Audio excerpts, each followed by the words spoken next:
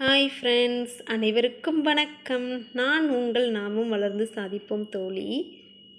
இன்றைக்கி என்ன பதிவு அப்படின்னு பார்த்தீங்கன்னா, நம்ம சப்ஸ்கிரைபர் ஒருத்தவங்க நம்மக்கிட்ட ஒரு கேள்வி கேட்டாங்க. அதுக்கு பதில் சொல்ல சொன்னாங்க. அதுக்கான வீடியோ தான் இது.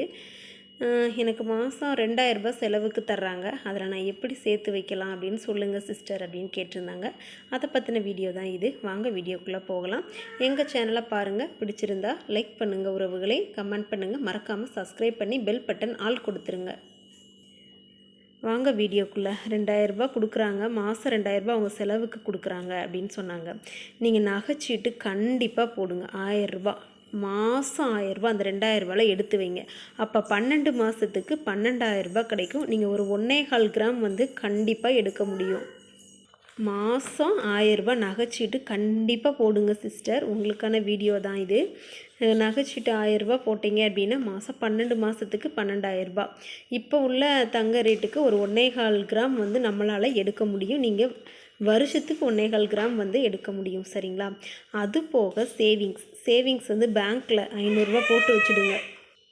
அப்புறம் பார்த்தீங்கன்னா சேவிங்ஸ் பேங்க்கில் 500 ரூபாய் போட்டு வச்சுக்கோங்க. ஏன்னா நம்ம கையில் 500 ரூபாய் நீங்கள் சேர்த்து வச்சிங்கன்னு பார்த்தீங்கன்னா ஏதாவது ஒன்றுக்கு நம்ம எடுத்து செலவு பண்ணிடுவோம்.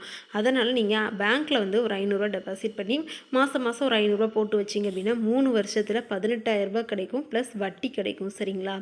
நீங்கள் கையில் எடுத்து வைக்கிறதோ இல்லை வீட்டில் பர்ஸில் எடுத்து வைக்கிறதோ இருந்தீங்கன்னா எப்படியாவது ஒரு செலவுக்கு நம்ம எடுக்க வேண்டியது வந்துடும்.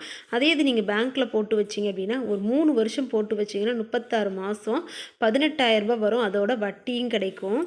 அப்புறம் பார்த்தீங்கன்னா இதில் நீங்கள் ஏதாவது பிடிச்ச மாதிரி போட்டுக்கோங்க. குலுக்கல் சீட்டு வாரம் இல்லை மாதம் 500 ரூபான்னு சொல்லும்போது மாதம் சீட்டு குலுக்கல் சீட்டு போடுவாங்க. அதுலேயோ இல்லை தீபாவளி பண்டு சீட்டுன்னு போடுவாங்க. அந்த மாதிரி போட்டிங்க அப்படின்னா ஒரு 12 மாதத்துக்கு 6,000 ரூபாய். இப்போ தீபாவளி பண்டு சீட்டுலாம் போட்டிங்க 500 ரூபாய் கட்டி வைக்கிறீங்க அப்படின்னா 12 மாதம் கட்டுறோம் அப்படின்னா நம்மளுக்கு 6,000 ரூபாய் கிடைக்கும். தீபாவளிக்கு நமக்கு 1000 ரூபாய் கிடைச்சிச்சு, 6,000 ரூபாய் கிடைக்கிது அப்படின்ற போது நமக்கு நல்லது தானங்க. தீபாவளிக்கு பிள்ளைங்களுக்கு ட்ரெஸ் எடுக்கிறதுக்கோ இல்லை ஏதாவது ஒரு பொருள் எடுக்கிறதுக்கோ இல்லை ஒரு கொலுசோ ஏதோ ஒன்று எடுத்துக்கலாம் இல்லைங்க. அதனால் நீங்கள் தீபாவளி பண்டு சீட்டாக போட்டாலும் சரி இல்லை குலுக்கல் சீட்டு 500 ரூபாய் போட்டாலும் சரி, ஓகேங்களா? அப்படி இல்லை அப்படின்னா உண்டியலில் போட்டு வச்சுருங்க.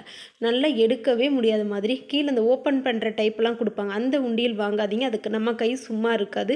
ஏதாவது ஒரு செலவு வந்துச்சு அப்படின்னா கண்டிப்பாக எடுத்துருவோம். அதனால் நீங்கள் என்ன பண்ணுறீங்கன்னா மண் உண்டியல் வாங்கி அதில் 500 ரூபாய் போட்டு வச்சுருங்க.